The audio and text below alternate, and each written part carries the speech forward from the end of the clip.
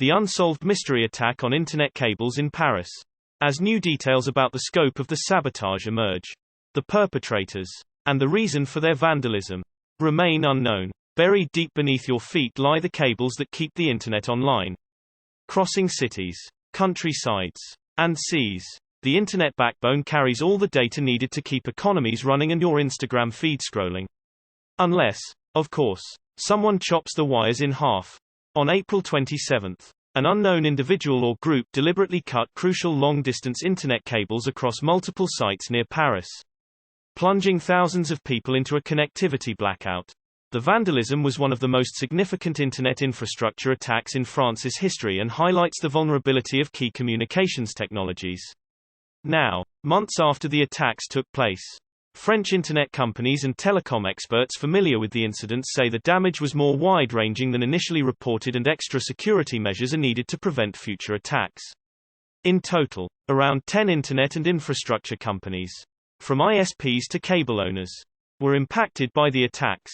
Telecom insiders say, the assault against the Internet started during the early hours of April 27. The people knew what they were doing, says Michel Combot, the managing director of the French Telecoms Federation, which is made up of more than a dozen Internet companies. In the space of around 2 hours, cables were surgically cut and damaged in 3 locations around the French capital city. To the north, south, and east, including near Disneyland Paris, those were what we call backbone cables that were mostly connecting network service from Paris to other locations in France. In 3 directions, Combot says, that impacted the connectivity in several parts of France. As a result, Internet connections dropped out for some people. Others experienced slower connections, including on mobile networks, as Internet traffic was rerouted around the severed cables.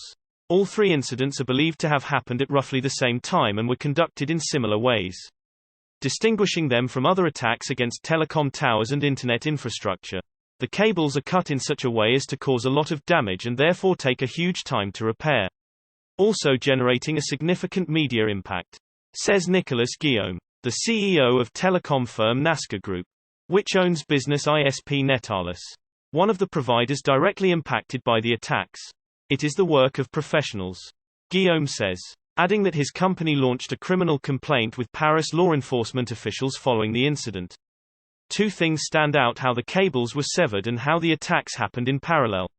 Photos posted online by French internet company Free 1337 immediately after the attacks show that a ground-level duct, which houses cables under the surface, was opened and the cables cut. Each cable, which can be around an inch in diameter, appears to have straight cuts across it, suggesting the attackers used a circular saw or other type of power tool. Many of the cables have been cut in 2 places and appear to have a section missing.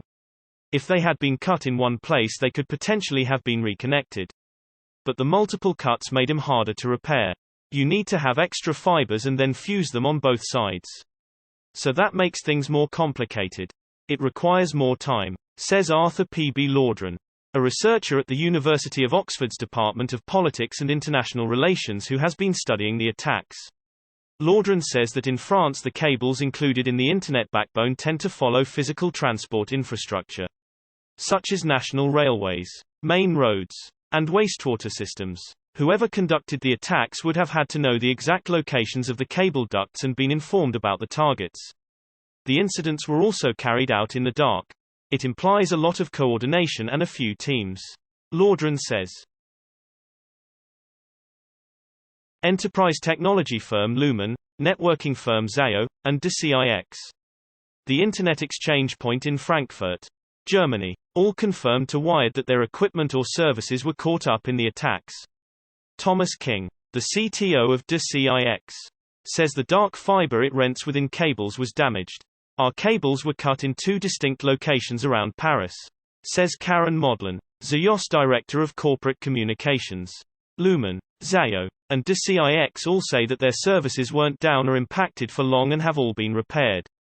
In many instances, Internet traffic was manually or automatically rerouted through other cables. We had 3 very difficult hours because a backup link was not active. Natalis Guillaume says, teams working at Netalis restored connections so most customers experienced a limited impact. He says, adding repairs that lasted several dozen hours started around 10 hours after the initial incident took place. At present, there's little information about who may have been behind the attacks. No groups or individuals have claimed responsibility for the damage, and French police have not announced any arrests linked to the cuts. Neither the Paris Public Prosecutor's Office nor ANSSI, the French cybersecurity agency, responded to WIRED's requests for comment. In June, Cyberscoop reported claims that radical ecologists who oppose digitalization may be behind the attacks. However, multiple experts speaking to Wired were skeptical of the suggestion. It's quite unlikely, Combot says. Instead, in many potential sabotage instances he has seen, those who attack telecom infrastructure aim to target cell phone towers where damage is obvious and claim responsibility for their actions. In France, and more widely around the world, there's been an increase in attacks against telecom towers in recent years, including cutting cables, setting fire to cell phone towers, and attacking engineers. When the COVID-19 pandemic started in early 2020, there was an uptick in attacks against 5G equipment as conspiracy theorists falsely believed the network standard could be dangerous to people's health. While some caution against assuming environmentalist groups were behind the April attacks, there is a precedent for such actions in France. A December 2021 investigation by environmental news outlet Reporter, as noted by Cyberscoop, documented more than 140 attacks against 5G equipment and telecom infrastructure.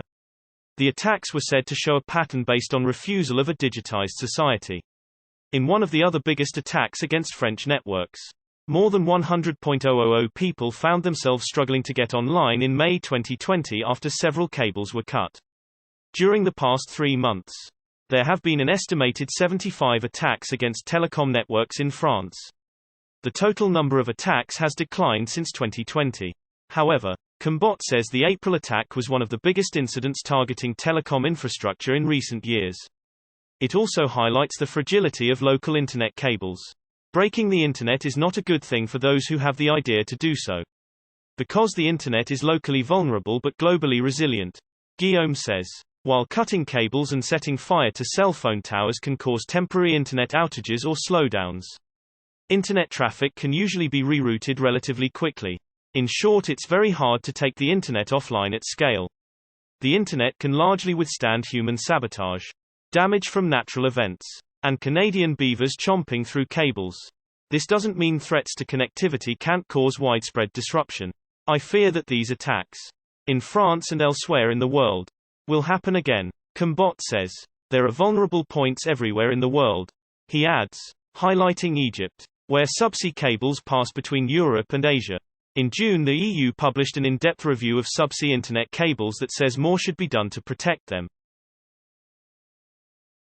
De Cix's King says that most incidents around cables are usually accidents, such as damage from roadworks or earthquakes.